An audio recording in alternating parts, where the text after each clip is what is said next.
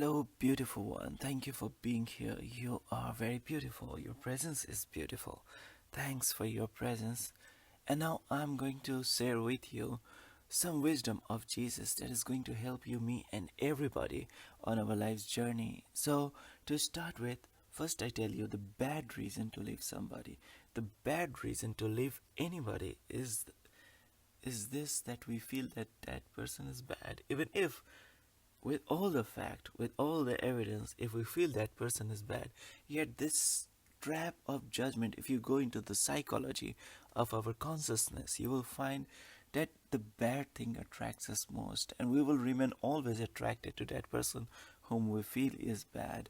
So it is impossible to leave behind and find your freedom if you think somebody is bad. People bringing some woman whom they found unlawful, and they were throwing stone at her, and Jesus was writing something on the ground and said, let that person throw the first stone who has never sinned. In this way, Jesus freed those people from the judgment of somebody's bad, even if it is bad according to law or whatever. So, coming straight to another reason, the good reason to leave somebody. And this reason is some truth. If you know the truth, truth will set you free. Not the badness of somebody can make you free. Only the truth will set you free. This is the word of Jesus Christ. So I want to say that our refusal to move makes like the water that is flowing. If this water is not flowing, our refusal to move ahead in the life is like that water, and it makes the water poisonous, and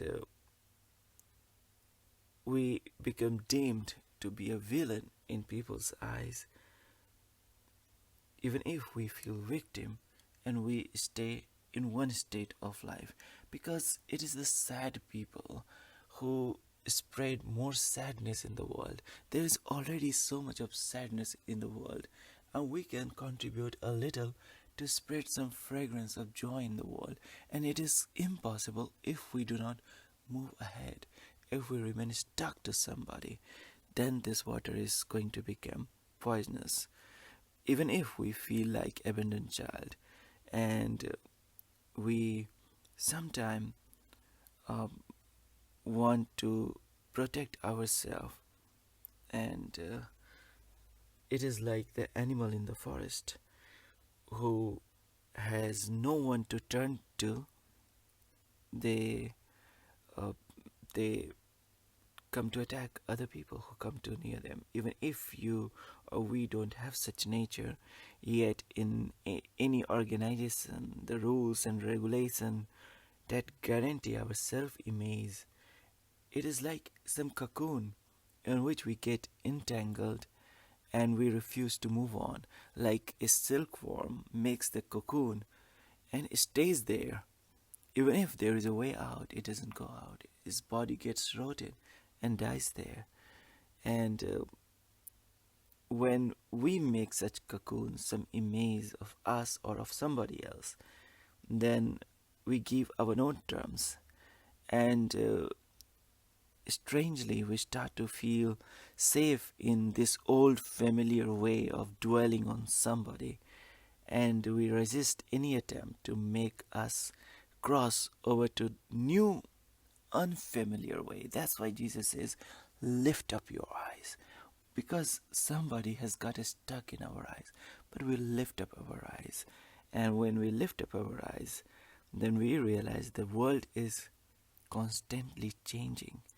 Things will never remain constant if we focus only on the coming and going of the fortune. Like somebody who move ahead, they go and stuck with some another partner, and then another partner. That's why I made this video where I used the X and sex all, because there is a tendency in us that when we get rid of one pet, we get into another, into another, and this falling, we remain into this chain.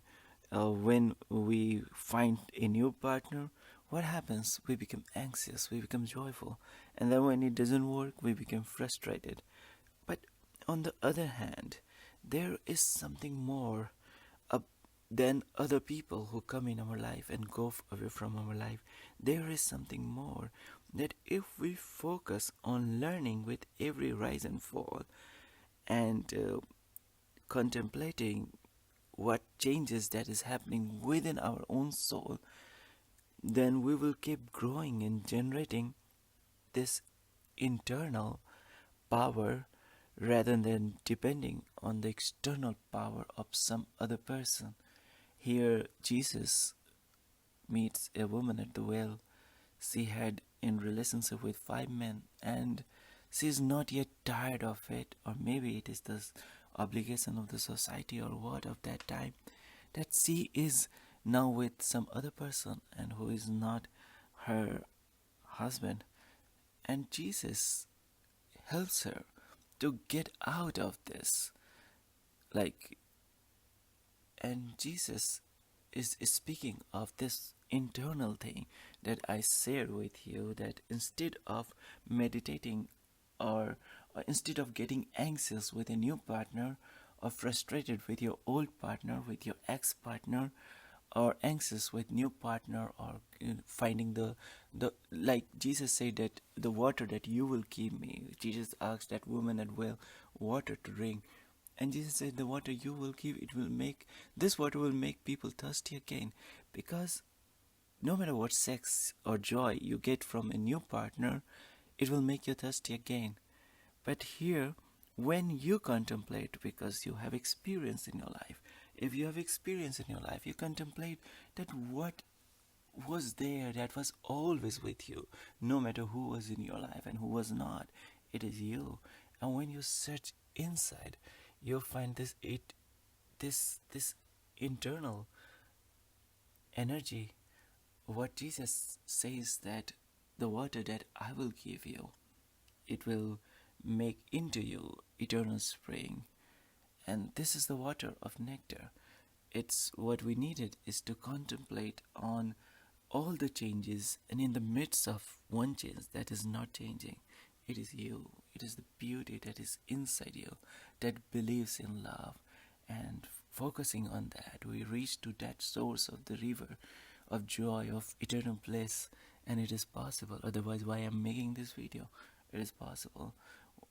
And this eternity, this search for eternity, we take all our everything that we find as success and failure in our life as a teacher to invoke this in the chain of anxiousness and frustrationness. We reach to see them as a teacher who is bringing this ignition, ignited this search for eternity in our life. And when we search for this eternity, not just in external world, but external world has been changing. What is never changing is me, is you. The divine word of God is I am. And from there, we find this eternal spring. And drinking this water, we never become thirsty again. So the bad and good reason I said with you to go beyond the X and sex and lift eyes in the spirit and be the giver.